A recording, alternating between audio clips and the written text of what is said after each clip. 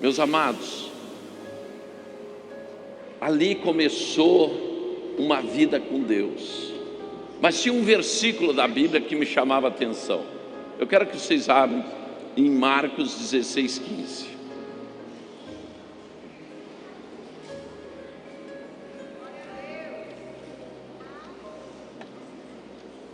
O que diz em Marcos 16:15? Ide por todo o mundo pregar o evangelho a toda criatura, certo? 16. Olha o que diz o 16. Quem crer e for batizado será.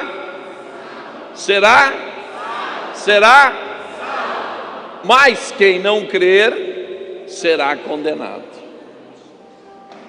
Parou aí? Agora vem o terrível dia do Senhor. Verso 17. E estes sinais, diga comigo, e esses sinais acompanharão aqueles que crerem. Que sinais? Olha ali. Em meu nome expulsarão os demônios, falarão novas línguas. 18. Pegarão nas serpentes, e se beberem alguma coisa mortífera, não lhes fará dano algum. E porão as mãos sobre os enfermos, e eles serão curados. Só quem é salvo, levante a mão. Você creu? Sim ou não? Fica de mão erguida, gente. Persista, insista, mas não desista. Amém? Então agora eu vou te dar uma oportunidade para você me provar que é salvo. Em 2019, quantos demônios você expulsou? Se você não expulsou nenhum, pode abaixar o braço.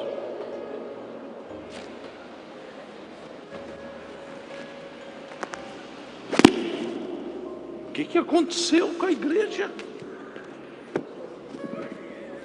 Quantos enfermos você impôs as mãos e eles foram curados? Não, quem está com a mão. Mas tá bom, levanta. Quem curou alguém, levanta. Você fala novas línguas?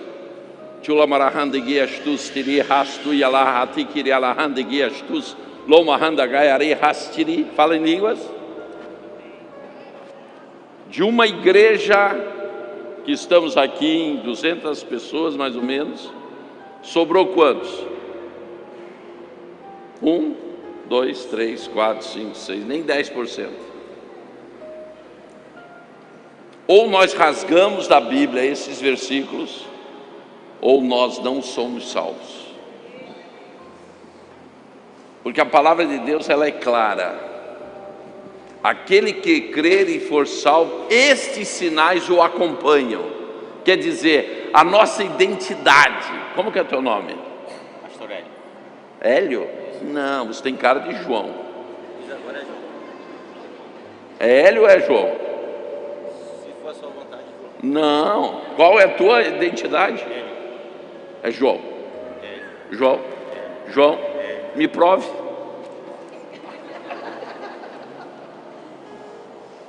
Prove. Ah, sabia que estava errado. João. O que ele me mostrou? A identidade. A identidade dele é o quê?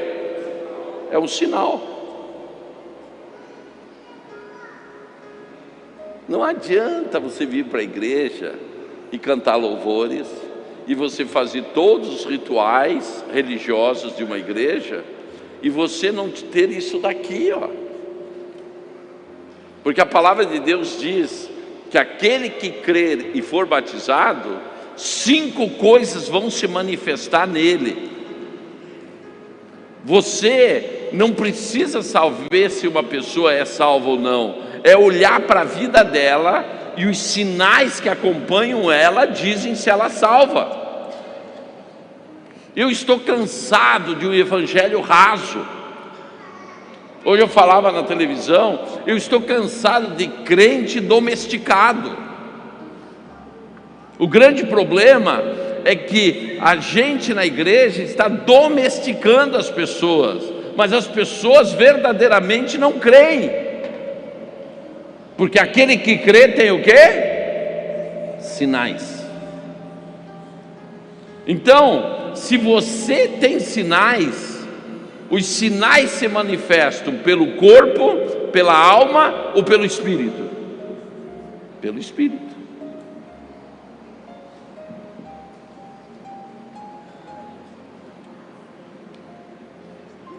Nós estamos com as igrejas lotadas.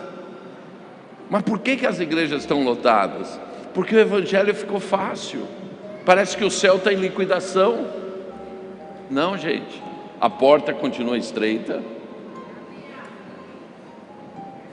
E para ir para o céu tem que crer. Não adianta você dizer: ah, eu sou da Igreja Batista da Promessa. Isso não significa que você está salvo. A igreja é o local que congregamos. A igreja é o local que aprendemos. Ou a igreja é o local que somos ativados. A igreja é o local que criamos raízes para nos tornarmos árvores que dão frutos. A igreja é o local que vai te ensinar a chegar no teu destino profético. A igreja é o local que você vai se tornar pai de nações. Ah, não sei não. O pastor Lúcio, você viu, ele nem me cumprimentou, acho que eu vou sair da igreja. Isto, saia.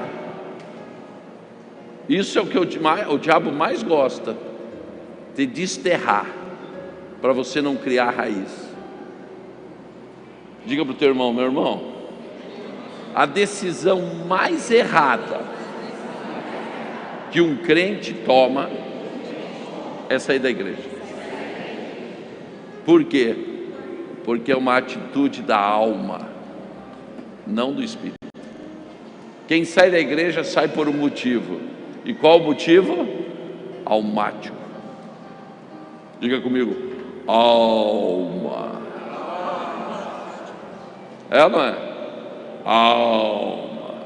Hoje de manhã, para você acordar, não foi difícil? Sim ou não? Gente, não é fácil acordar. Daí a tua alma diz assim: olha o que a alma diz: fica mais um pouco, você anda trabalhando muito, descansa mais 5 minutos. É ou não é? Sabe por que a alma te fala isso? Porque ela é prostituta. E eu vou te provar essa noite que a tua alma é prostituta. Daí você vai dizer assim: mas apóstolo, eu sou crente, como que a minha alma é prostituta? Você vai ver, eu nem vou precisar te falar, você vai admitir que a alma é prostituta. Para chegarmos lá, eu quero te convidar para abrir a tua Bíblia em Eclesiastes capítulo 12,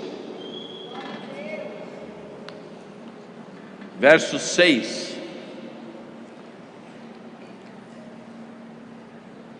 Olha ali que lindo: antes que se rompa o cordão de prata e se quebre o cálice de ouro, e se despedace o cântaro junto à fonte, e se quebre a roda junto ao poço. Próximo versículo: e o pó volte ao pó, volte à terra, e o espírito volte a Deus que o deu. Amém? Esse versículo está falando do quê? Do dia da morte. Ninguém escapa desse dia. Alguém vai escapar? Da mesma forma que você não escapou do nascimento, você não vai escapar da morte. E aqui explica o que acontece no dia da morte. Se rompe um cordão, que o autor representa ele como um cordão de prata.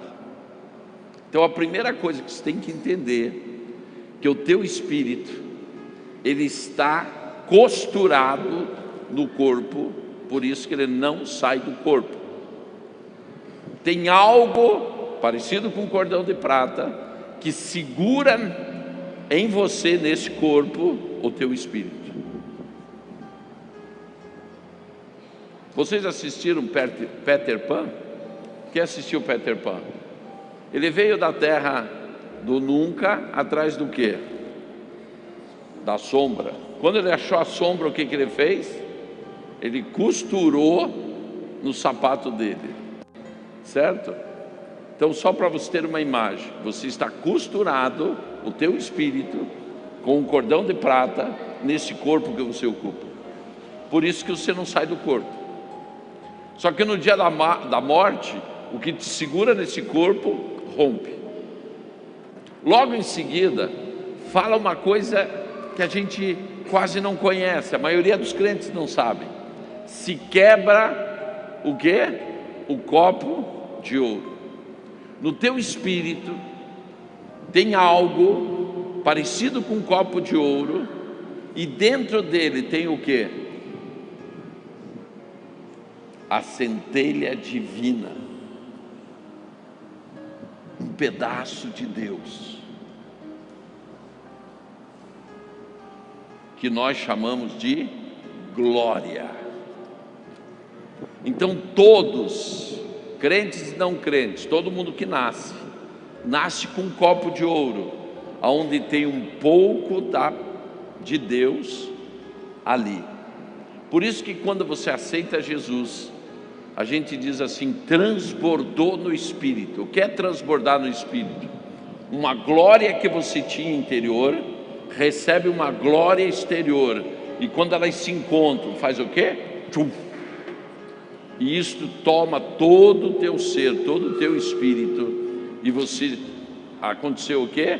Você transbordou do Espírito, porque agora a glória de Deus não está só em uma parte, não está só dentro do copo dourado, mas agora a glória de Deus tomou todo o teu ser. Amém? Então esse copo dourado quebra na hora da morte. Logo em seguida, a Bíblia diz o quê? Que se rompe, ou melhor, quebra o cântaro junto à fonte. O que será o cântaro junto à fonte? Sabem? É a alma. Por isso que a tua alma é tão frágil. Qualquer coisa te magoa, qualquer coisa você já fica triste, ou qualquer coisa te alegra. O teu dia começa de uma maneira, termina do outro, porque a alma, ela é frágil como um cântaro de água. Ela pode sofrer trincas a qualquer momento. Mas a tua alma não foi comparada a um cântaro de água à toa. Ela foi comparada ao cântaro de água porque ela tem uma função. Qual a função que a alma tem? Saciar a sede do teu espírito. O teu espírito o tempo todo tem sede. Sede do quê? Das fontes de águas vivas. Amém? Diga para o teu irmão: sabe o que você tem buscado na tua vida? As fontes das águas vivas. Então o teu espírito conversa todo dia com a tua alma e pergunta para a alma assim: qual é a função da alma? Saciar a sede. O que ela diz? Tenho sede. O espírito diz para a alma: tenho sede. Por que você procurou a igreja? Por que você procura outras igrejas? Por que você procura uma vida espiritual? Porque o teu espírito está com sede. E se a alma não conhecer a fonte de águas vivas, ela vai te dar o quê? Fontes contaminadas. Então, entenda o seguinte, olha aqui, ó. Quem gostaria de um copo de água de coco? Quem gostaria? Você gostaria? Só que antes de eu te entregar esta água de coco, eu vou ali no banheiro com um conta-gotas e vou pegar uma gotinha de água do sanitário e vou pôr aqui. Você quer essa água de coco? Por quê? Contaminada. A alma, ela pode te oferecer tudo que for parecido com Deus, mas não é Deus. Tudo que for parecido com águas vivas, mas não são águas vivas. Porque se a alma, a tua alma, leva sempre água contaminada para o teu espírito, o que ele recebe não é o que mata a sede dele. Amém? Quando que o Senhor começou a trabalhar comigo nesta área? Um dia eu estava em Brasília fazendo a troca de avião, e quando eu ia entrar no avião, os que trabalham lá na empresa gritaram assim: senhor Coraiola, só um minutinho, o senhor poderia ir no voo da noite? Porque nós temos 2 pessoas que a gente tem que mandar nesse voo, e se o senhor for no voo da noite, nós vamos lhe dar R$500 para o senhor gastar em outra passagem, vamos levar para um hotel 4 estrelas, o senhor vai receber almoço, janta, e ainda um táxi vai levar e outro táxi vem trazer. O senhor não gostaria então de ficar para o voo da noite? Eu estava voltando de férias, passar mais um dia em Brasília, o que vocês acham? Topo ou não topo? Topei. Tudo de graça? Vamos lá. De graça até injeção na testa, né? Então vamos lá. Resultado, ele disse: o senhor tem alguma ligação para fazer? Nós ligamos. Eu digo: eu gostaria de falar com a igreja. Quando eu ligo para a igreja, a líder do louvor atende, chorando. E ela me diz assim: pastor, o Johnny morreu. Quem era o Johnny? O baterista da igreja. Era um menino, um jovem de 21 anos, mas sabe aquele jovem de Deus, aquele que é um testemunho na igreja, aquele que você vê que Deus está nele. Resultado, quando eu vim no voo da noite, fui direto para o médico legal, e o médico que ia fazer a autópsia dele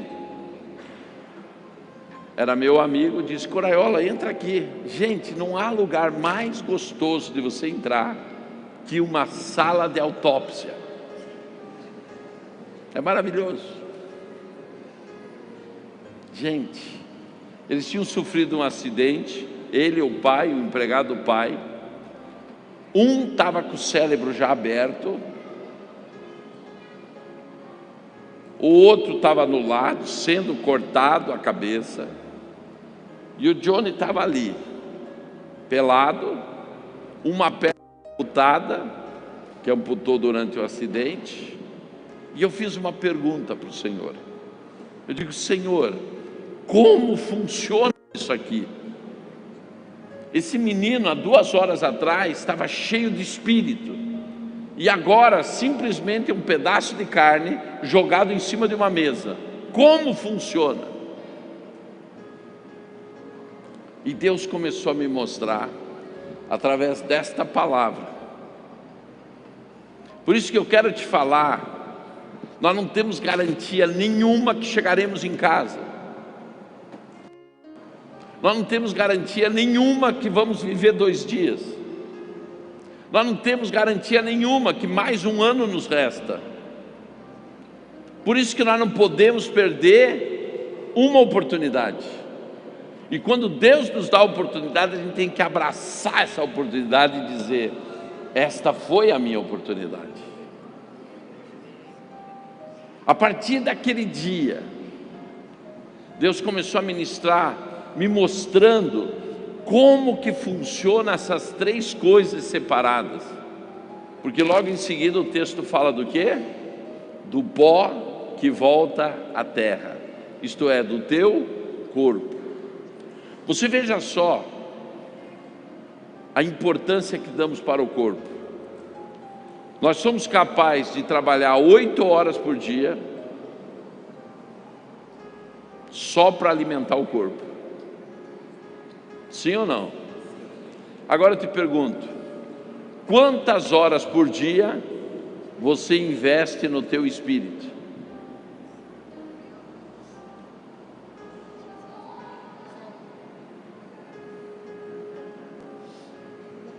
Estão entendendo o que eu estou te falando? Você vende o teu sangue durante 8 horas para alguém e ganha um salário.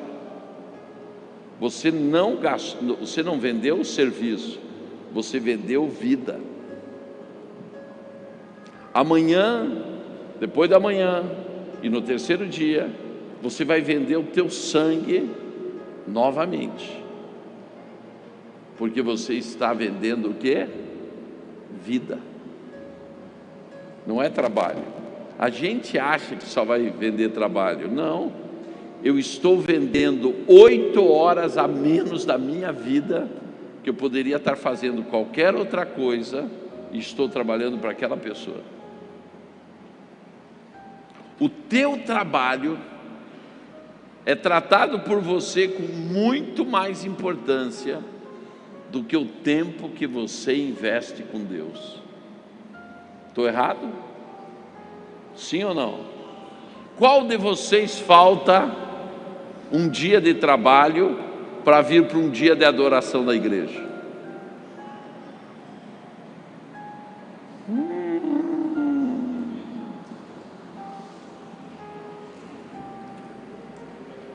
Estão entendendo o que eu estou te falando? Você já notou como você fica responsável quando o assunto é espiritual? Quando a Bíblia diz, no Salmo 118, verso 8, que temos que confiar no Senhor e não confiar no homem, esta é a primeira lição para andar no Espírito.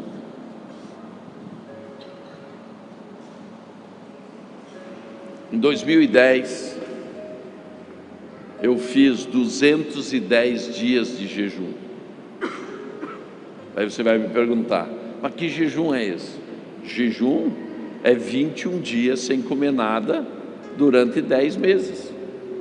Eu não conheço outro jejum. Diz que tem o jejum de Coca-Cola, eu não encontrei na Bíblia. Tem o jejum de café, também não encontrei na Bíblia. Jejum de doce, não encontrei na Bíblia. Jejum de Daniel, não encontrei na Bíblia. Porque Daniel não fez jejum, fez dieta. E também não foi 21 dias, foi 3 anos. Então, se você quer fazer que nem Daniel, é 3 anos só comendo legumes. É ou não é, doutor Douglas? Jejum é jejum. Mas eu não sabia por que eu estava fazendo 210 dias de jejum. Mas em 2010 Deus me perguntou, você me ama? Eu digo, Senhor, você me pergunta se eu te amo? Eu abandonei minha vida, eu abandonei minha profissão, eu abandonei os meus sonhos, eu abandonei tudo por você. Ele disse, não, mas isso você já fez há mais de 10 anos atrás. Eu estou te perguntando se você me ama hoje. Se você está disposto a abrir mão hoje de tudo para ficar 1 ano comigo, 1 ano sabático. Abandonar a igreja, o ministério, a agenda, tudo que você faz para ficar 1 ano comigo. E eu ficar 1 ano com Deus não é simplesmente eu vou. porque eu vivo e minha família depende, o ministério depende, a igreja depende de mim, viajando, fazendo seminários, porque a minha sobrevivência depende das ofertas que eu ganhar.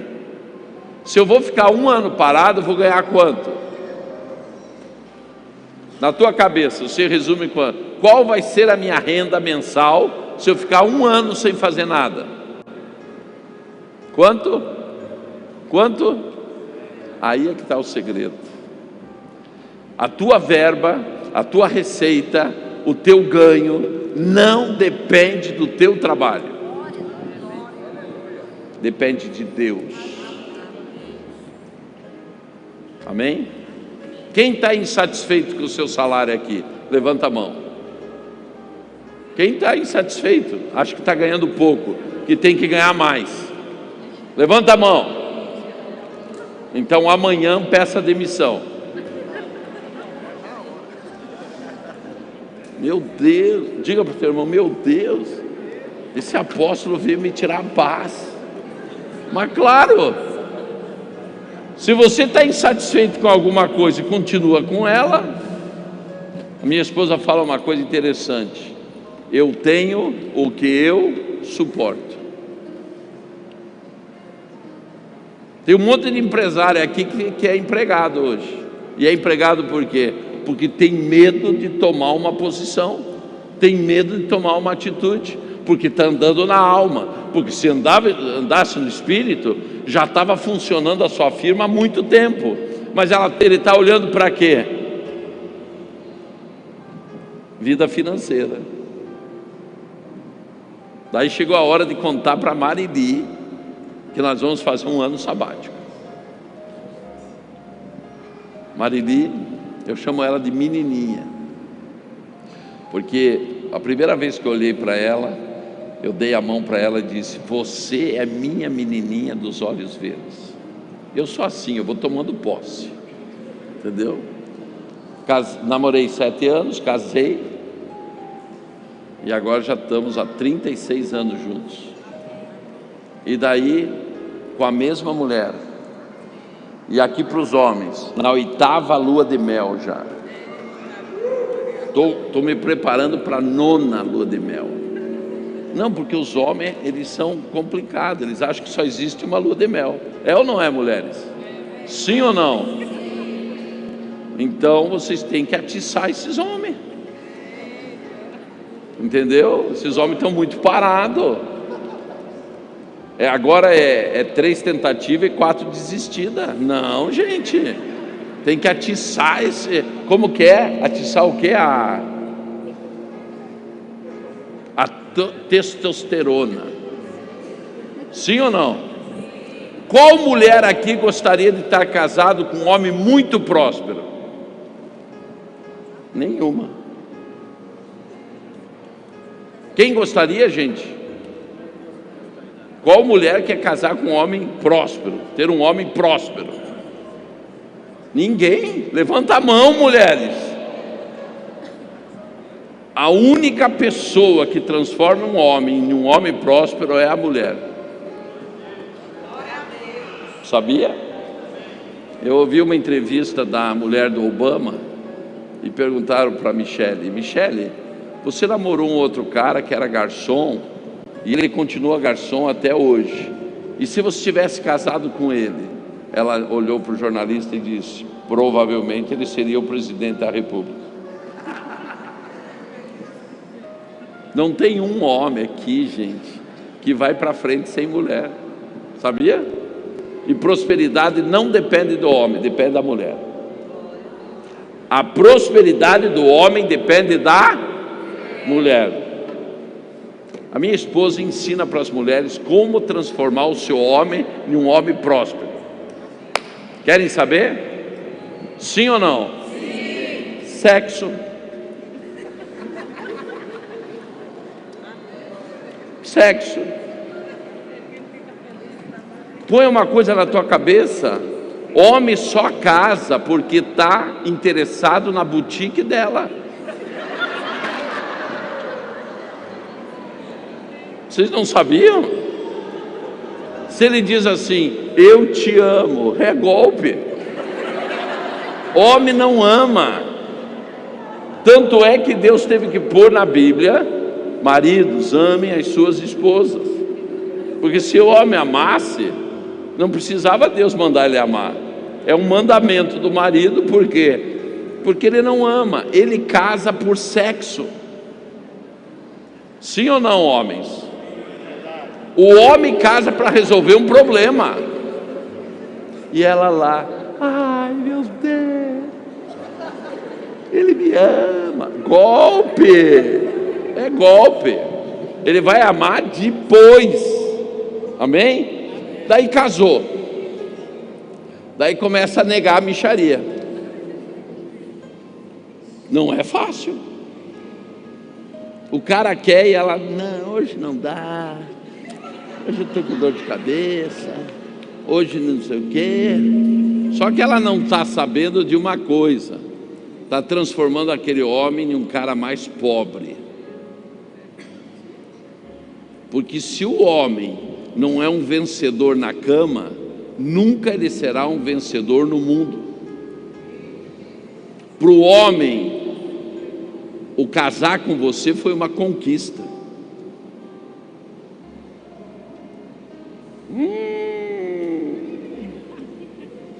Por isso que a minha esposa fala para as mulheres: dê quando ele quer e dê quando ele não quer. Mulheres, para você transformar o teu marido em um homem próspero, você tem que deixar ele assim na náusea, deixar ele assim: não, chega, pelo amor de Deus, não aguento mais. O cara vai ficar rico. Sim ou não? Eu sempre aconselho: nada que 5 por dia não resolva. Os homens estão dizendo: meu Deus, amanhã eu volto. Esse apóstolo é dos dons. Ele é extremamente espiritual. Ah, você não sabia que sexo é espiritual? E quando deitar um homem com uma mulher, se torna um só com ela. Isso é extremamente espiritual. Os caras casam para depois dormir em X. Vocês já viram como dorme em X? Um dorme assim e outro dorme assim. É um X na cama assim, só com as bundas assim encostadas. Nem encostada, porque ou estão brigados, ou estão não sei o que, etc. E daí não sabem por que não prospera a família. A prosperidade começa onde? Na cama.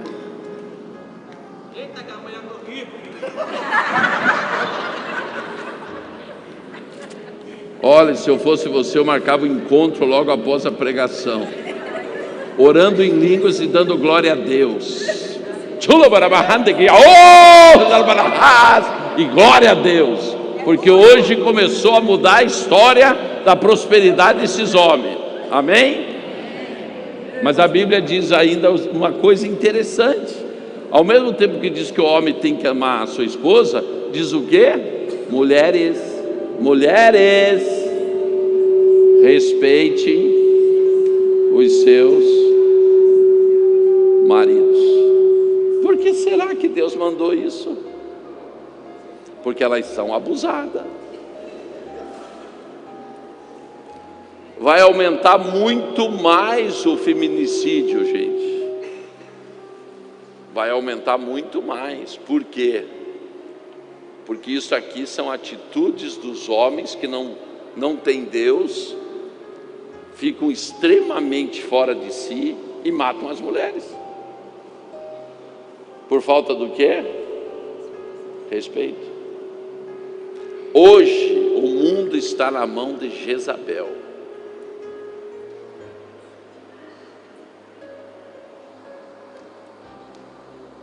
O mundo está transformado para a mulher ganhar mais e o homem ganhar menos.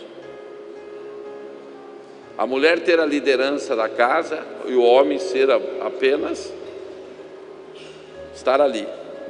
Ou se não, o homem fora de casa e a mulher sozinha. Então a coisa está para piorar, não está para melhorar. Por isso que esses 2 mandamentos são fundamentais. Maridos, amem as suas esposas. Mulheres, respeitem os seus maridos. Mulheres, vou fazer uma pergunta séria para vocês. Quem de vocês gostaria de ser tratada como rainha? Quem? Salão de beleza toda semana, R$500 à disposição para você fazer o cabelo, a unha, a sobrancelha. Meu Deus, quanta coisa a gente tem que fazer, né? Não é fácil. Eu falei para minha sogra, eu quando casei pensei que a mulher estava pronta. Ela continua se fazendo agora. E faz a unha, e faz o cabelo, e faz não sei o quê. Mulheres, vocês querem ser rainha? Sim ou não? É simples. Trate o seu marido como rei. Não existe rainha sem rei. É simples. Eu, por exemplo, sou um apaixonado. Apaixonado. O ano passado disse para a Marília assim: vamos fazer a 8ª lua de mel. E eu vou realizar um sonho teu de infância. Eu vou te levar para Veneza, na Itália. Pergunta quanto dinheiro tinha no banco. Nada. Sabe por quê? Porque aquele que crê não precisa ter nada para nada. Ele tem o quê? Deus. Essa é a diferença de quem anda no Espírito e de quem anda na alma. Quem anda na alma tem que ter para crer. E quem anda no Espírito crê sem ter. Simples assim. Eu pergunto para você, eu fui para Veneza? O que você acha? Foi. Claro, é óbvio. É óbvio. A Bíblia diz que a fé agrada a Deus. E toda vez que você age por fé, Deus se agrada. E Deus abre todas as portas na tua vida. Amém? Eu sempre faço uma pergunta para a pessoa analisar como está a sua vida. Eu digo aqui, assim: quem gostaria esse ano de ir para Israel? Levanta a mão. Agora só levanta a mão quem vai.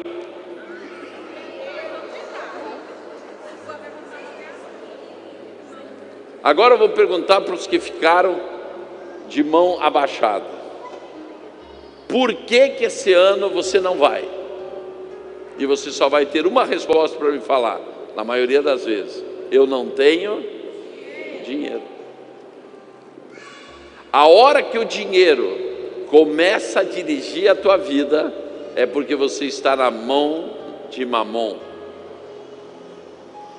Quando você começa a fazer na tua vida porque tem ou deixa de ter, você está na mão de Mamon. Mamon agora manda em você. E quando que você está na mão de Deus? Quando você decide fazer as coisas sem dinheiro. Você não precisa ter dinheiro para fazer. É nisso que eu quero te levar hoje. Você aprender a andar no Espírito. Mas para isso, eu tenho tenho que te levar a reconhecer qual é a importância da alma na tua vida. Então o que eu vou fazer? Primeiro eu vou te explicar como funciona o corpo, a alma e o espírito. Imagina que esse iPad é um toca DVD ou um CD. O que você está vendo é o corpo. O que você põe nele, é o CD ou o DVD. Certo? O DVD, ele não vem todo codificado, é o teu espírito. O teu espírito Quando você veio e ocupou esse corpo, ele veio cheio de códigos. Ele já veio pronto. O espírito não é aprontado, ele já vem pronto. Mas como que você transmite algo que está codificado em um DVD para sair como uma imagem ou como um som para fora? Dentro do aparelho você tem que ter o sistema óptico. Qual é a propriedade do sistema óptico? Ele traduz o código e transfere como imagem o som, ou ele copia em código e grava no CD e no DVD e armazena. Então, o que é a alma? A alma é o sistema óptico que descodifica o espiritual e traz para o material, e codifica o material e joga no espiritual. Isto é a alma. Então, por que as pessoas têm dificuldade de andar no sobrenatural? Problema na alma. Por que as pessoas têm dificuldade de ter vida com Deus? Problema na alma. Por exemplo, como que você quer que uma pessoa que foi abusada sexualmente desde pequeno, ela consiga ter uma realidade como Deus, como Pai? Eu fiz um Lágrimas que Curam esses dias para homens, tinha 30 homens, 28 abusados. Eu pergunto para vocês, como que esse homem pode ter uma relação com Deus? A Marili faz Lágrimas que Curam 4 vezes por ano, só para cuidar da alma. Porque o grande problema das pessoas andarem no espírito ou andarem no sobrenatural, não é que elas não querem, não é que elas não conhecem a Deus, é que a alma delas impede elas entrar. Eu posso ficar uma noite inteira dando testemunho de milagres, sinais e maravilhas para vocês, mas por que eu consegui fazer isso? Por que Deus me usa? Porque eu tenho a minha alma, uma alma tratada. Então, para mim, o impossível passou a ser o quê? Possível.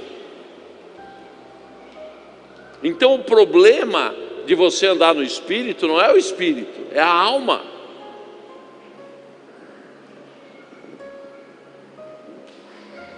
Você vai orar com uma pessoa, qual o primeiro pensamento que vem na tua cabeça?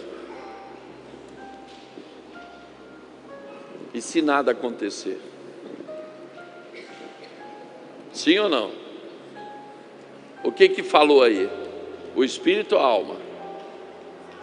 A alma. A responsabilidade de acontecer ou não é tua. A responsabilidade de iniciar a cura é tua. O que vai acontecer não é responsabilidade tua. Mas a tua alma sempre está te falando o quê? Não vai dar, não vai poder, não vai conseguir, você não tem preparo para isso. E o pior não é fazer mal feito, o pior é não fazer. Porque ainda quem faz, mas faz mal feito, está fazendo. O pior é os que estão parados sem fazer nada. Diga para mim, quantas pessoas de janeiro até hoje se ganhou para Jesus?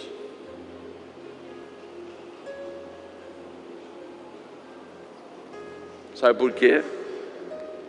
O silêncio. Porque você ficou com medo, você ficou inseguro, você ficou com vergonha, você ficou tentando cuidar da reputação. Então, o que teve no domínio? O espírito ou a alma? A alma. E sabe por que está nesse seminário? Porque Deus quer que você tenha um encontro verdadeiro com a fonte de águas vivas. Porque a Bíblia diz que quando você toma das águas vivas, você se torna um rio de águas vivas. Para mim hoje fazer milagre, sinais, maravilha, é carne de vaca para mim. É como ir no açougue e comprar carne de vaca. Por quê? porque eu já passei todo o período de luta interna.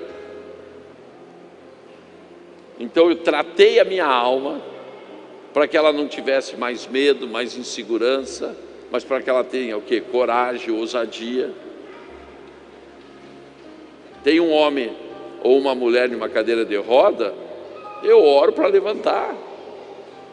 Tem um osso menor que o outro, eu oro para crescer. Por quê? Porque eu agora não estou mais preocupado com a minha reputação.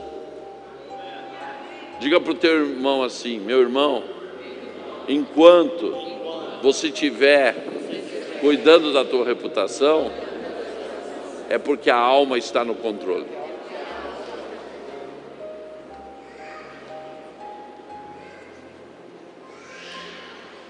E você pensando que era espiritual. Para você compreender o que eu estou te falando, eu quero falar do último item que eu deixei aí. Volta para o 12:6. E se quebre a roda junto ao poço. O que é isso? Isso daí é o ciclo da tua vida. Quando você começou a morrer? No dia que você foi concebido. Ali foi o teu primeiro dia da morte. Você está indo e vai chegar na morte. Porque o nosso ciclo de vida tem um início e tem um fim. Mas você não pode perder uma coisa: se você se controlar pela alma, você não vai chegar no teu destino profético. Parece que vocês não me entenderam. Se você continuar sendo operado pela alma, você não vai chegar no teu destino profético. Um dos teus destinos proféticos é o quê? Ser pai ou mãe de nações. Amém? Como que é teu nome? O Andra. Porque quando eu olho para você, eu vejo uma professora. Você gosta de ensinar? Eu sou líder de ministério da igreja. Sou líder de ministério de dança. De dança. Gosto muito de ensinar. Gosta de ensinar. Certo. E você sabe que você vai ensinar nas nações, né? Porque todo líder de ministério de dança é metidinho. Hein? Você é metidinho? Não? Não, mas tem que ser. Ela é metidinha? Gente, o Espírito nunca me engana. Eu sei. O negócio é o seguinte: por você ser como você é, Deus vai te levar para as nações. Só você conhece a Adriana Pinheiro? Adriana Pinheiro foi a que introduziu na igreja tudo o que nós conhecemos hoje de dança, de Goiás. Há 30 anos atrás, ela montou a primeira equipe de artes dentro da igreja, dança, tudo isso que você vê hoje normal nas igrejas, foi a Adriana Pinheiro que começou. Então, inclusive, ela faz parte com a gente da coalizão dos ministérios do Brasil. Por que eu estou te dando o exemplo dela? Ela foi uma pioneira, mas vocês que são o fruto do ministério dela, vão agora para o mundo ensinar a verdadeira adoração. O Brasil tem esse chamado. Então você, sem perceber, você nunca pensou nisso, né? Por isso que eu estou te profetizando. Porque Deus quer preparar a tua mente, mais do que a tua mente, preparar a tua alma. Como que é teu nome? Eric. Ela não diz para você assim: acho que eu não vou conseguir. É ou não é? Mas você sabe por que ela fala isso? Porque ela tem um problema na alma: rejeição, aprovação. Só que Deus está te falando que visitará você profundamente. e vai te curar. Porque o teu destino profético está fora das fronteiras do Brasil. Por mais que você ache que não pode, não faz, não tem competência, não está preparado, você vai no Espírito, porque Deus vai te usar. E você vai para ensinar, não vai para receber. A diferença é quando uma pessoa vai para as nações para receber. Você não vai para receber, você vai para ensinar. Amém? O que eu fiz agora aqui? Eu usei uma revelação que estou recebendo na alma e no Espírito. No Espírito. Traduzi a revelação na alma e transmiti para ela, para fazer o quê? Uma ativação no espírito dela, mas principalmente na alma. Porque até então, por isso que eu perguntei, você sabia disso? Não. Você cria nisso? Não. Porque até então, ela se achava tão pequena e não sabia o potencial que tem dentro dela. Amém? Porque só ela sabe o que ela sofreu para ser como ela é. Amém? Já quero te convidar, porque no segundo semestre nós vamos ter na Casa do Sobrenatural um encontro do Rema com a Adriana Pinheiro e com artistas do Brasil inteiro. E você vai levar quem? Toda a equipe vai lá. Amém?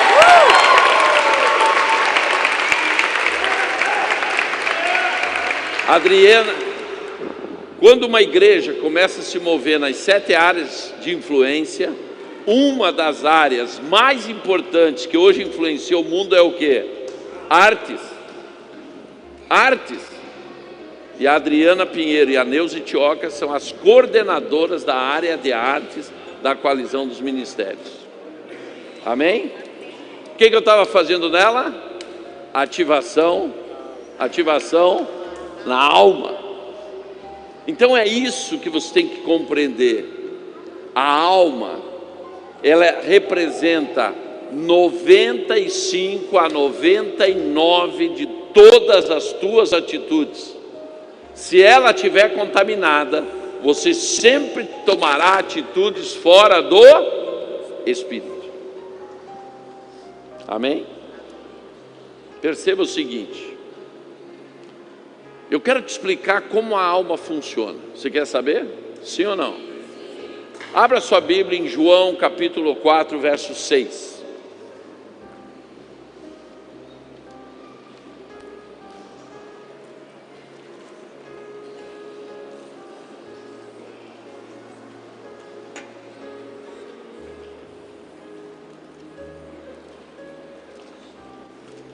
Toda essa história todo mundo conhece. É qual? Da mulher samaritana.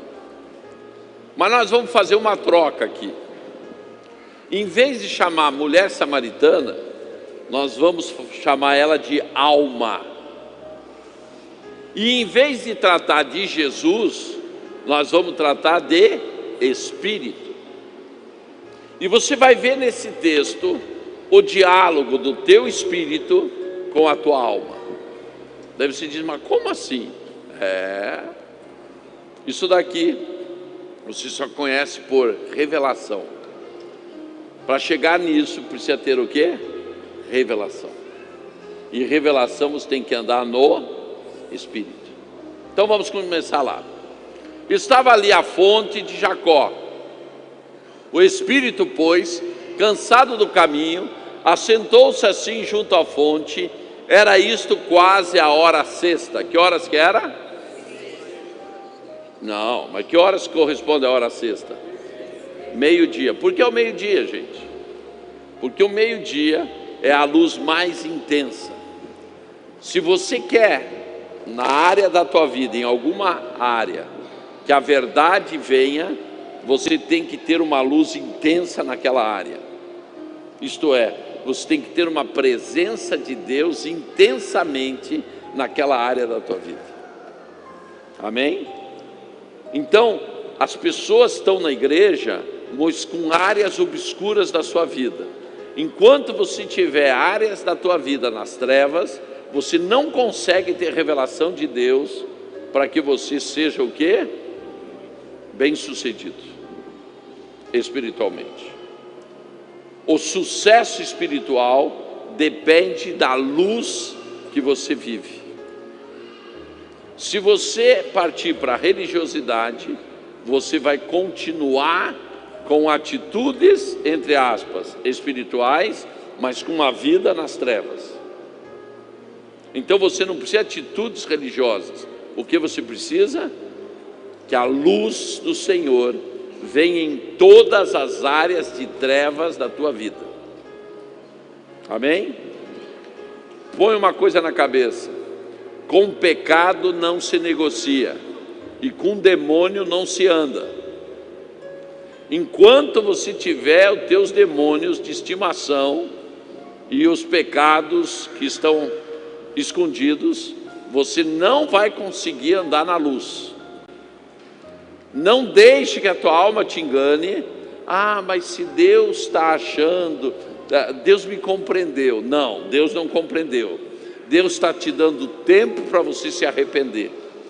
Amém? Sim ou não? Por exemplo, uma pessoa que é infiel nos seus dízimos. Por que ela é infiel? Porque a hora que você entra no reino, você saiu do império das trevas. No império das trevas, você é obrigado a dar o dízimo? Sim ou não? Porque nada é teu. O diabo pega o que quer, leva o que você tem, te deixa endividado e acabou. Quando você vem para a luz, isto é, você aceita Jesus, você entra no reino, e no reino tem uma lei. Qual é a lei? Dai e dar-se-vos-á. Qual é a lei? De tudo que ganhares, dê o primeiro fruto. Qual é a lei? De tudo que ganhares, dê o dízimo. Ok? Quando você decide não entregar o dízimo, é que você tem outro Deus e está em outro império, mas não está no reino. Daí alguns crentes que sabem mais dizem assim: não, mas o dízimo é do Velho Testamento. Perfeito, então vamos para o Novo. O Velho diz que você tem que dar o quê? 10%. E o Novo? E o Novo diz o quê? Dê o quê? Tudo. Eu acho que é mais barato dar 10%. Você não acha? Então diga para o teu irmão: meu irmão, dízimo não é uma escolha minha. A escolha eu já tomei. Quando? Entreguei minha vida para Jesus. Junto com a minha entrega, eu me subordino à lei do reino. E na lei do reino eu tenho que ser o quê? Santo. E tenho que ser o quê? Fiel. Estão entendendo? Ah, mas faz 3 meses que eu não entrego o meu dízimo. É porque Deus está entendendo a minha situação. Não está entendendo a tua situação. Eu só tenho um recado para você: a situação vai piorar.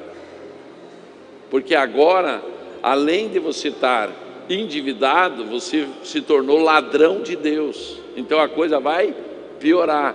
Quem falou para você que Deus compreendeu foi a tua alma. E a tua alma é prostituta. Porque a alma que conhece a Deus sabe que você tem que ser o quê? Fiel e santo. Fazem 30 anos que eu sou crente. Fazem 30 anos que eu dizimo. E já fui endividado. E nunca deixei de entregar o dízimo por causa das minhas contas e das minhas dívidas. Porque eu sabia de uma coisa: a única coisa que podia me dar a minha vida financeira era a minha fidelidade. Hoje eu viajo o mundo inteiro, vivo a minha vida sem dificuldade. Por quê? Porque nos momentos de maior dificuldade eu vivi Salmo 118, verso 8: confia em Deus. Então as pessoas dizem assim: como que o apóstolo Coraiola consegue fazer o que ele faz? Em 2012 comecei a construir a Casa do Sobrenatural, não tínhamos nem um tostão na conta, e eu investi 3 milhões de reais em 6 anos, com torre que funciona 24 horas por dia e tudo. Construímos uma torre mesmo. Como que eu consegui isso? Isso é resultado de fidelidade. Diga para o teu irmão: ser fiel e ganharás o mundo. Sabe aonde está a tua empresa presa? Na infidelidade. Sabe aonde teus sonhos estão presos? Na infidelidade. Sabe aonde tudo que te pede dinheiro está preso? Na infidelidade.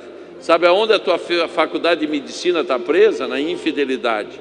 Sabe aonde tudo que você sonha está preso? Na infidelidade.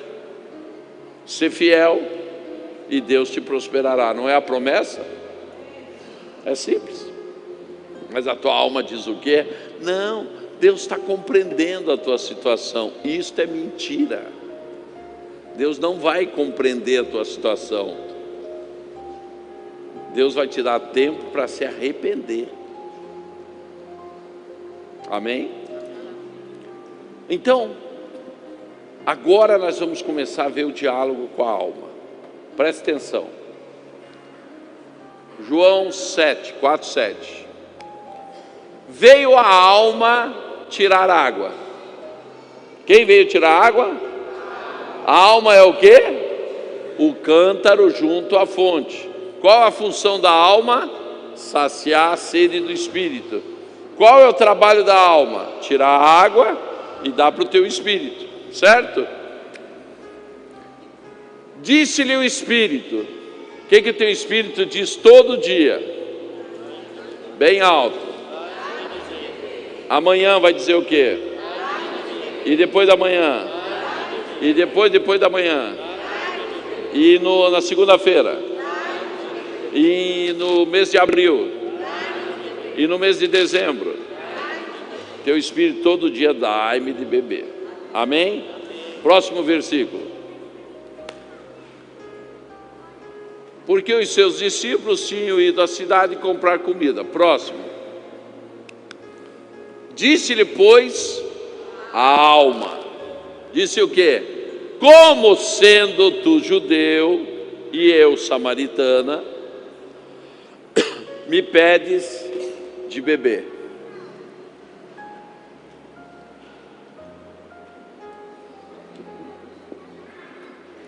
O Espírito pediu, dai-me de beber. Qual foi a primeira resposta que a alma deu? Você é judeu, eu sou samaritano. Como você me pede água?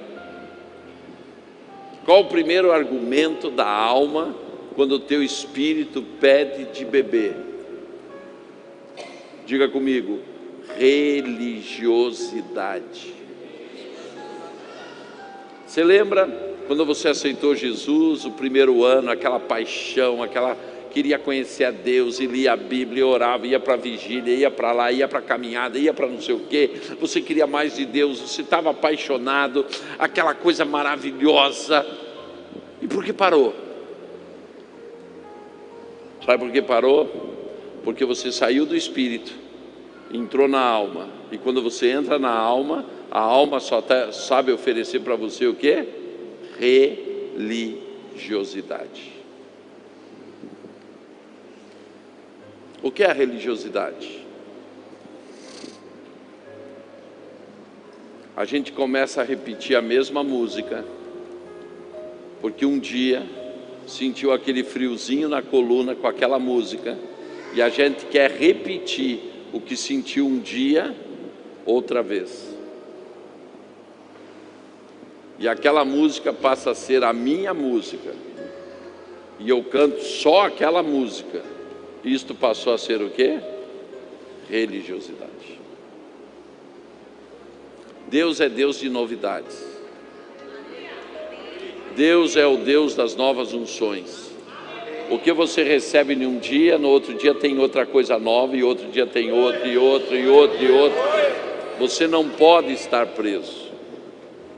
Diga para o teu irmão assim: o grande problema de andar com Deus e parar na religiosidade é que eu vou começar a viver os 4 M's. Mover de Deus, movimento, monumento e morte. A repetição, fazer por fazer, não fazer mais sentindo, te leva para o quê? Um mover de Deus se transforma em um movimento. Amém? Vocês podem ver, a igreja que vive de movimento é a igreja que tem dia e hora para acabar. A igreja que vive de mover de Deus, ela continua na presença de Deus sempre.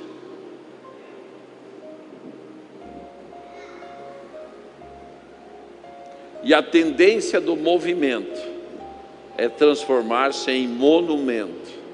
Como que é o monumento? Lembrar do passado.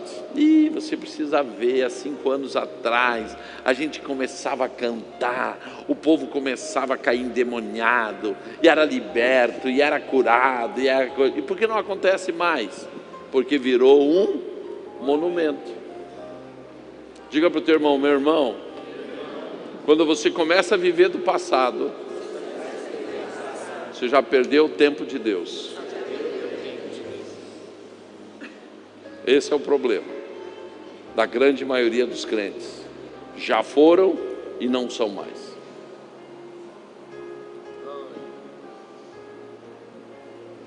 E depois do monumento só resta o quê? A morte. Morre tudo. Estão entendendo, gente? A alma, em vez dela te levar para experiências novas com Deus, ela começa a te oferecer da água contaminada da religiosidade. E a religiosidade te leva para o tradicionalismo, te leva para a mesmice, te leva para você se acomodar dentro da igreja e ficar frio. Se você está frio, ninguém é culpado, só tem um culpado: você, porque você deixou que a tua alma matasse o mover do Espírito no teu espírito. Então você se acomodou a métodos, a sistemas. Sim ou não? Você já não tem mais aquela alegria, você já não tem mais aquela vontade. Ai meu Deus, eu tenho que ir para a reunião de célula hoje. Ai, não aguento mais. Você já sentiu isso? Ninguém quer confessar, pastor. Mas eu sei que a maioria aqui está nessa já. Então eu já vou dizer: alma. Diga comigo: alma. A alma está no controle e ela está te oferecendo uma água contaminada. Por isso que o teu espírito está sedento. Amém? Vamos prosseguir? Olha o que o Espírito responde para a alma. O Espírito respondeu e disse: se tu conheceras o dom de Deus, e quem é o que te diz, dai-me de beber, tu lhe pedirias e ele te daria água viva. Olha o que a alma respondeu. Disse-lhe a alma: Senhor, tu não tens com que tirar, e o poço é fundo. Onde, pois, tens da água viva? Segundo argumento da alma. Qual foi o segundo argumento? Situação e circunstância. Você não tem balde, o poço é fundo, a corda é curta. Então a tua alma, ela te dá religiosidade. Qual é o segundo argumento que ela vai começar a usar com você? Situação e circunstância. Você não pode, você não está preparado para isso, você não estudou para isso, você não tem condições. Vê só se você vai para Israel, você não tem dinheiro. Vê se você vai construir uma casa, você não tem dinheiro. Para com essa história de querer reformar a casa, você não tem, você não pode. Estou certo ou estou errado? Você notou que a tua alma nunca te responde com apoio? Sabe por quê? Porque ela é prostituta.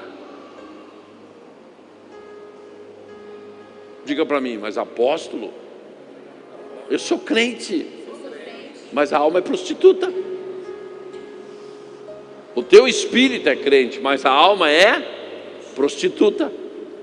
Eu vou te provar daqui a pouquinho que a tua alma é prostituta. Vai ser o maior escândalo. Preste atenção agora. O que a alma falou? O poço é fundo, você não tem balde, você não tem corda, só te mostrou o quê? Situação e circunstância. Aprenda uma coisa: com Deus nós vivemos no impossível, no sobrenatural. Diga comigo: tudo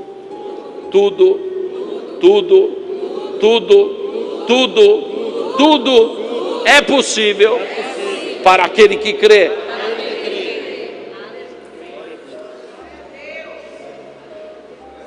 Um dia eu estava lá em Curitiba, numa igreja, e decidi orar com os enfermos.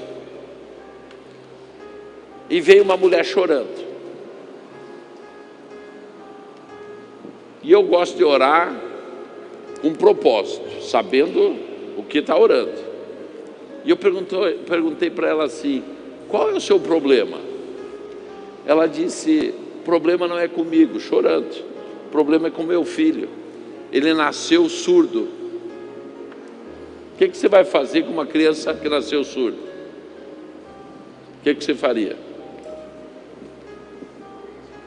Nada, claro. Você nasceu surda, o que você vai fazer? Mas já que ela veio, eu convidei quem tinha problema para vir à frente para orar. Então eu já comecei a orar. Senhor, se for da tua vontade. Gente, toda oração que começa assim, Senhor, se for da tua vontade, é porque a pessoa que está orando não crê.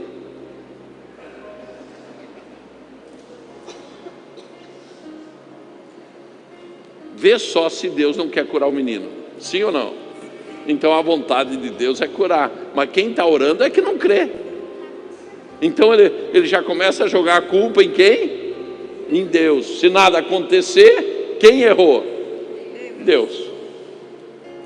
Senhor, sentado no seu augusto trono, xalabaraiá.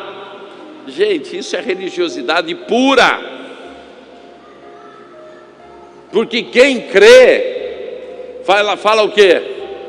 Surdez, sai agora dele em nome de Jesus. Quem crê, crê. Agora quem não crê vai dando jeito. E eu comecei: Senhor, se for da tua vontade. Deus disse: para de orar. Assim, para de orar. E pergunta para o menino o nome dele. Eu quase quis dizer assim: Senhor, ele é surdo. Gente, por que Deus não se lembra desses detalhes? Mas se Deus mandou, é melhor o quê? Eu fiz bem assim: como que é teu nome? Para piorar, o menino estava de olho fechado.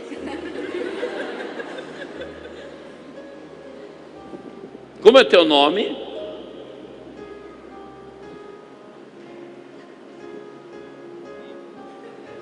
Eu não levantava nem a pau dali. A igreja toda olhando para mim, umas 300 pessoas. E eu ali. A mulher parou de chorar. As pessoas começaram a cochichar entre elas. E eu estou ali. E sem aviso, o menino abre o olho e diz: Felipe. E foi totalmente curado. Sem a minha oração, sem a minha fé, sem nada. Mas o que aconteceu? Deus ativou meu espírito dizendo o quê? Pergunta o nome dele. E se eu perguntasse é porque eu creio que ele vai me responder. Andei na alma, no espírito. Até a hora que eu estava orando na alma, a hora que eu obedeci a Deus, eu andei no espírito. E quando você anda no espírito, veio o que do outro lado? Poder, glória, manifestação, sinais, milagres, maravilhas. Isso é andar no espírito. É não andar na situação e na circunstância. Eu não tenho nada com o tamanho do poço, com o tamanho da corda, se tem balde, se não tem balde. Eu só sei que a água pode jorrar. Por quê? Porque a minha vida não está baseada na situação e na circunstância. A minha vida está baseada no poder de Deus. E para Deus nada é impossível. Cutuca o teu irmão e diz: meu irmão, Deus vai começar a mexer com você profundamente. Qual é o primeiro argumento? Qual é o primeiro argumento da alma? Religiosidade. Segundo, situação e circunstância. Agora vamos para o terceiro argumento. O Espírito respondeu: falou a alma: és tu maior que o nosso pai Jacó, que nos deu o poço, e os seus filhos e seu gado? Vejo. O Espírito respondeu, ele disse: qualquer que beber desta água, tornará a ter sede. Mas aquele que beber da água que eu lhe der, nunca terá sede, porque a água que eu lhe der se fará nele uma fonte de águas que salte para a vida eterna. Olha o que a alma fala, gente, presta atenção. Disse-lhe a alma: Senhor, dai-me desta água, para que eu não mais tenha sede, não venha aqui tirá-la. Qual é o terceiro argumento da alma? Acomodação. Por isso que os crentes estão tudo assim, ó. Estou esperando o mundo acabar em um morro, para não precisar nem deitar. Assim, ó. Oh dia, oh vida, oh. Tinham que ser protagonista do rei, tinham que ser implantador do reino, tinham que ser aqueles que fariam a diferença na cidade, seriam aqueles que iriam ser protagonistas de uma cidade. Então todo mundo doente, todo mundo sem iniciativa, todo mundo sem fazer nada, porque o quê? Se acomodaram. Diga para o teu irmão assim: por que você está tão acomodado?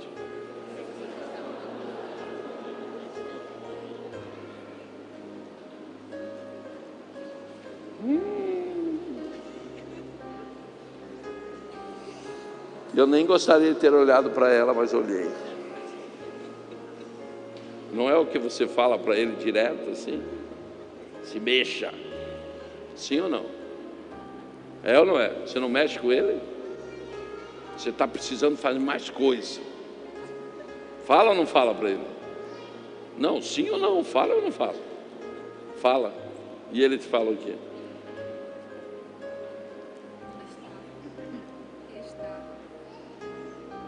Deus quer te levar em lugar que você nem imaginou.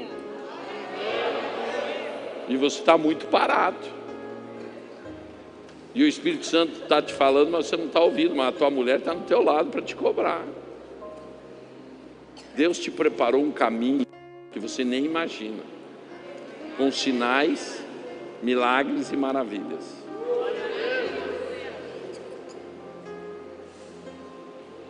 Mas você tem um problema na tua alma que está te segurando.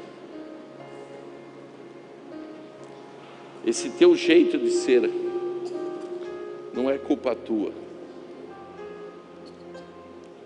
São feridas na alma que estão te paralisando. É verdade ou não é? Sim ou não? E passa primeiro pela paternidade. Viu, pastor Lúcio?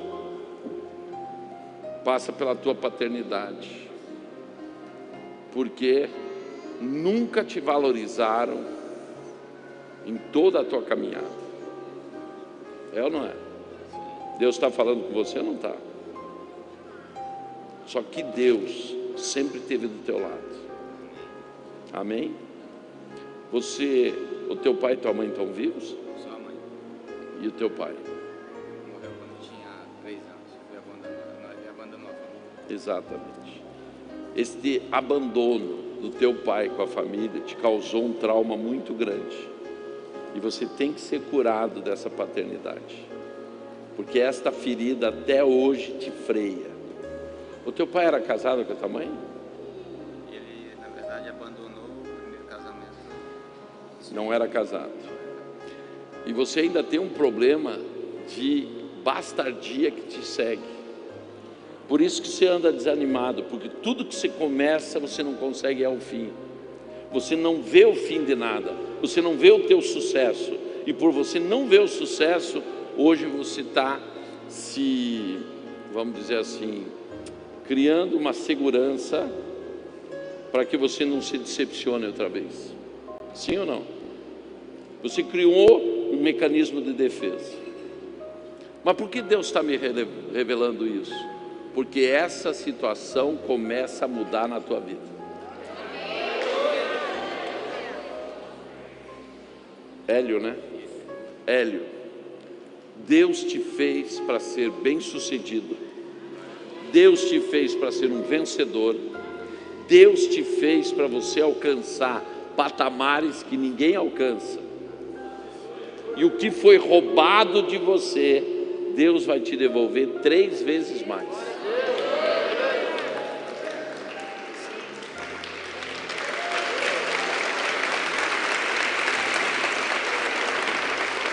Compreendeu agora por que às vezes você fica indignada?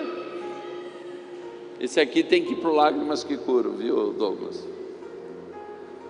Urgente, porque ele tem que ser sarado na paternidade, amor fundamental. Por isso, às vezes a pessoa, eu estou falando para ele, mas é a realidade de muitos de vocês. Você diz assim: mas por que eu sou como eu sou? Você é como você é porque você tem uma história.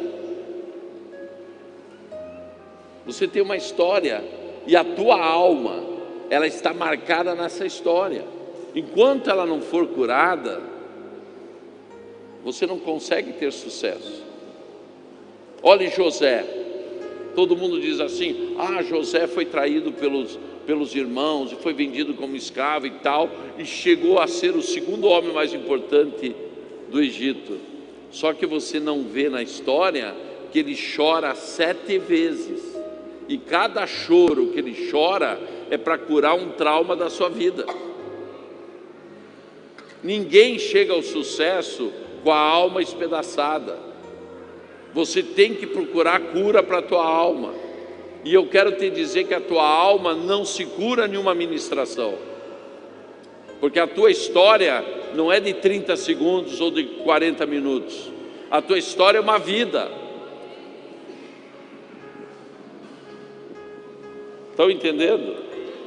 Se eu fosse profetizar com cada um de vocês, Deus ia me mostrando: aqui estão os milionários da cidade, aqui estão os inventores da cidade, aqui tem o potencial que a cidade precisa. Mas por que vocês estão parados? Porque a tua alma se acomodou.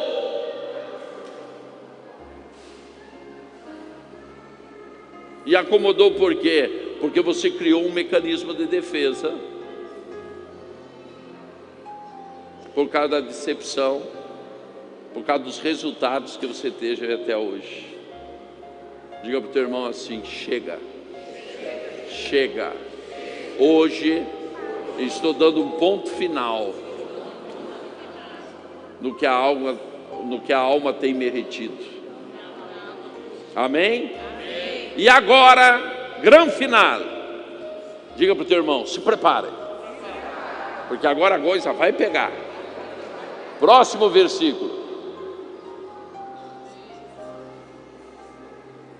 Disse-lhe o Espírito: vai e chama teu marido. Espera aí, gente. Estavam falando de água, de poço, de balde, de tudo. Por que mudou o assunto? Porque eu quero te falar que o assunto principal vai agora. Até aqui o assunto era periférico.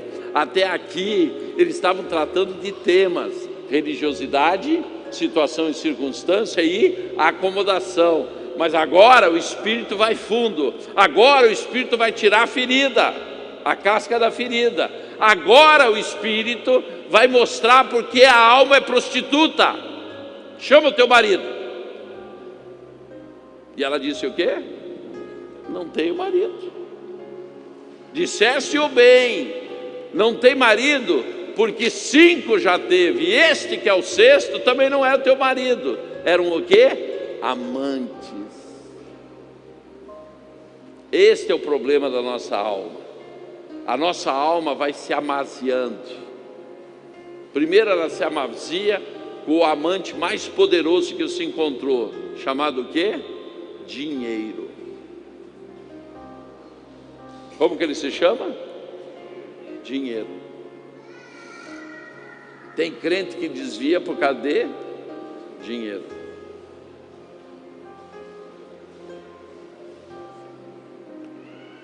A alma foi revelada ali que teve 5 maridos e agora já está no 6º.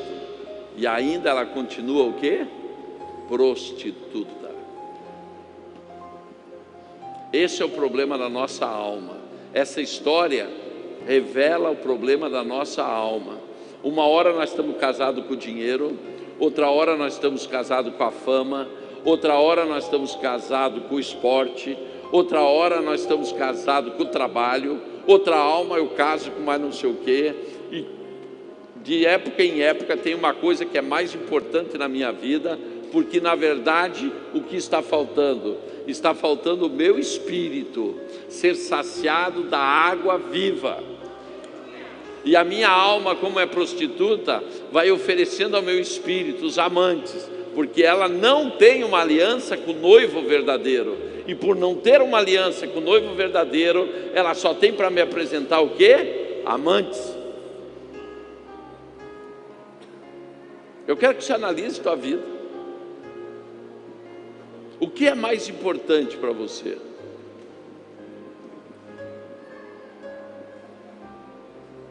O primeiro mandamento diz assim: amar a Deus sobre todas as coisas.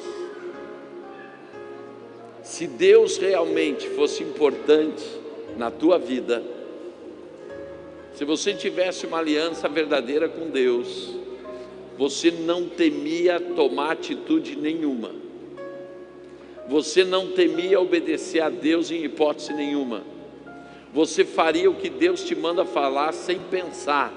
Mas por que você não faz? Porque na verdade Ele não é o primeiro na tua vida. Quando Deus me perguntou: você me ama?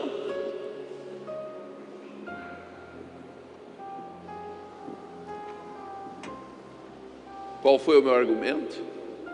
O meu passado. E Deus disse para mim assim: não, estou te perguntando, você me ama hoje? Qual a renúncia que você está disposto a fazer agora? Porque o amor não foi na época de namoro que você demonstrou. O amor entre um casal, ele tem que continuar a vida toda. O amor com Deus é para sempre. ou ele está em primeiro lugar na tua vida, ou senão sempre você terá uma desculpa para pôr alguma coisa na frente de Deus. Eu acho gozado, tem mulheres que não conseguem ter filhos, elas vêm para orar comigo, certo? Eu oro e elas embucham. Claro que vão embuchar, certo? Daí tem o filho. Daí o filho passa a ser o quê? A desculpa dela para não ir para a igreja, para não ir à reunião de célula, para não ir na vigília, para não fazer isso, para não fazer aquilo. Passou a ser a muleta. Daí eu tenho vontade de chamar a mulher e dizer: vamos orar para o teu filho morrer. Porque se o filho é o problema, ele não pode existir. Ai, apóstolo, o senhor sabe que domingo é o dia que eu limpo a minha casa. Vamos pedir para queimar a casa. Daí a casa já não será mais o problema. O cara passa o dia inteiro lavando o carro. À tarde, encerado o carro, bonito. Porque vocês sabem que homem é apaixonado por algumas coisas, né? Uma delas é carro. Deixou o carro brilhando. Bem no finzinho da tarde começou a chover. Daí a mulher vem para ele e diz assim: querido, já está na hora de ir para a igreja. Ele disse: hoje eu não vou para a igreja. Mas por quê? Você não está vendo? Está chovendo. Mas nós temos carro.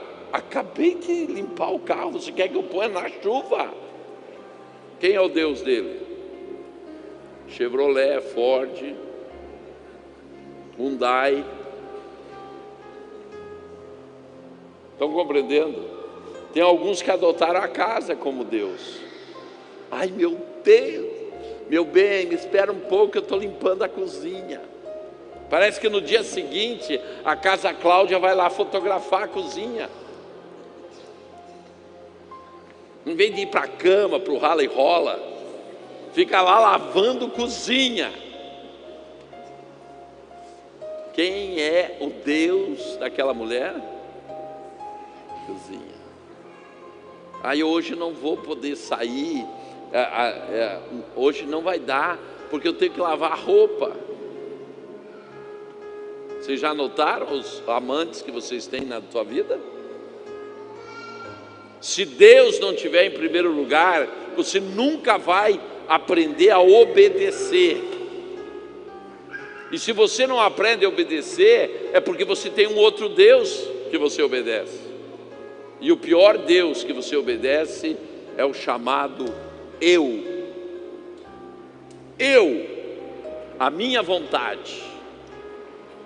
Amém? Então agora eu quero que você me apresente os teus maridos. Traga o teu marido. Você quer da água da vida? Traga o teu marido. Você quer conhecer a fonte da água da vida? Tem nome, e o nome dele é o noivo.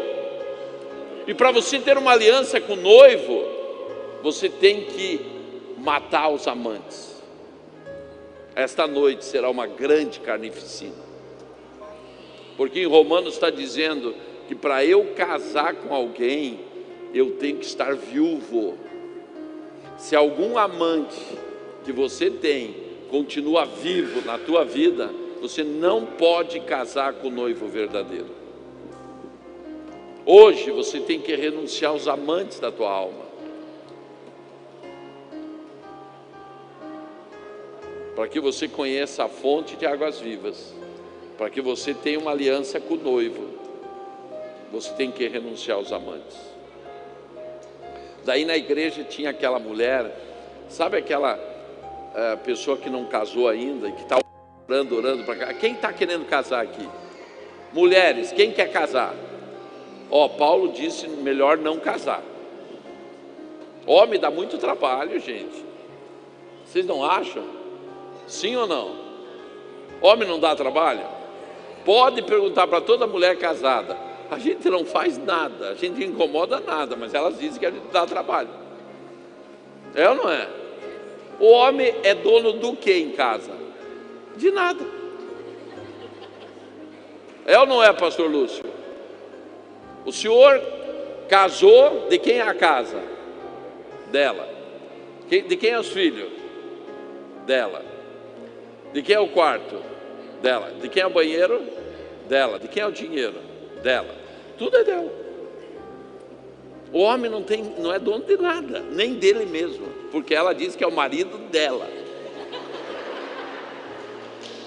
Ela tem aquele guarda-roupa de 4 portas, 8 portas, 20 portas, e o marido, 2 gavetinhas e ainda ela diz que está invadindo o guarda-roupa dela. Nós somos intrusos da vida das mulheres, sim ou não? Daí a mulher queria casar, foi para o pastor e disse assim: pastor, ora para eu casar, ora para eu casar. E o pastor começou: eis que vejo um príncipe chegando em sua vida, e ele vem montado de um cavalo, e ele está chegando. Ela pegou aquela profecia, chegou em casa, falou com a mãe, com o pai, com os irmãos: gente, o meu príncipe está chegando, eu já estou ouvindo até o barulho do casco do cavalo dele, ele está chegando, vamos preparar o enxoval, vamos marcar a data e tal. Só que o cavalo, ou melhor, o príncipe, estava se atrasando, e ela estava tão afobada para casar, que mal o príncipe chegou, ela abraçou o cavalo e casou com o cavalo. Não, ela estava em um estado deplorável, queria casar a todo custo. Um mês depois, chega para o pastor e diz: pastor, eu casei com um cavalo. Daí o pastor disse: mas todo mundo viu que você casou com um cavalo. Mas o senhor nem sabe, nesse mês ele já me mordeu 3 vezes. E o pastor disse: e vai tirar coice também, porque é da natureza do cavalo. Resultado: o grande problema é não esperar o tempo das coisas. Se você caminhar pela alma, você sempre vai errar a escolha, porque quando você anda com o Espírito não tem pressa, o Espírito ouve a Deus, o Espírito espera o tempo de Deus, porque quem anda no Espírito sempre andará na direção de Deus. Então, para aquelas que estão querendo casar, cuidado para não casar com o cavalo do príncipe. Espera o príncipe descer do cavalo e casa com o príncipe. Amém? O problema, gente, é a natureza das coisas. Nós vamos nos apaixonando pelas coisas, e as coisas vão nos prendendo, e nós vamos deixando Deus. Primeiro mandamento: amar a Deus sobre todas as coisas. Eu queria que você fechasse teus olhos e analisasse a tua vida e descobrisse quem está no lugar de Deus na tua vida.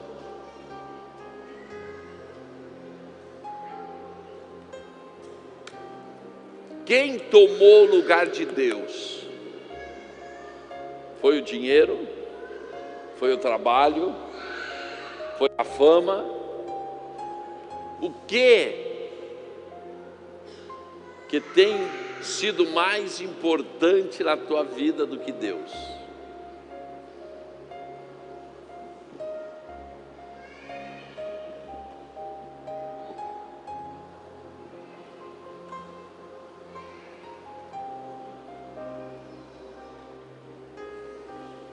Analise a tua vida, descubra quais são os amantes da tua alma.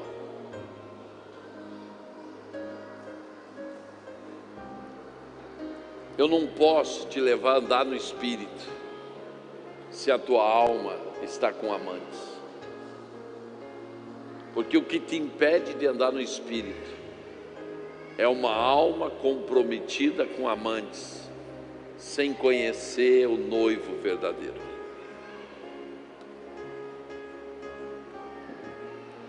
Eu queria que você pedisse perdão a Deus. Peça perdão porque você deixou que esses amantes entrassem na tua alma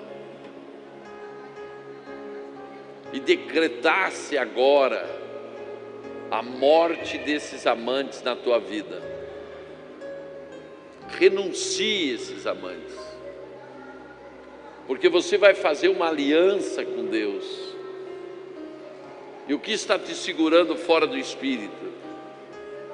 A tua alma se amaziou com o dinheiro, com o trabalho, com a reputação, com a fama, com o lazer, com o esporte. Tudo passou a ser mais importante. Sabe por que você não obedece a Deus? Porque Ele não é mais o teu Deus. Sabe por que você perdeu a sensibilidade com Deus? Porque Ele não é mais o teu Deus. Tem coisas mais importantes. Você prefere não vir no culto para fazer outra coisa. O que passou a ser mais importante? As outras coisas. Então peça perdão ao Senhor e diga: Senhor, eu quero renunciar cada um desses amantes que a minha alma se amaziou. Por isso, eu quero declarar, na autoridade do nome de Jesus, que eu renuncio cada uma dessas coisas que tomaram o lugar de Deus na minha vida. Na autoridade do nome de Jesus, eu declaro que está refeita a minha aliança com o noivo verdadeiro, porque eu quero ter aliança só com Ele, para que a minha alma conheça as fontes de águas vivas, para que nunca mais o meu espírito precise ser saciado a sua sede de outras águas. Faço essa declaração como declaração irrevogável, em nome de Jesus.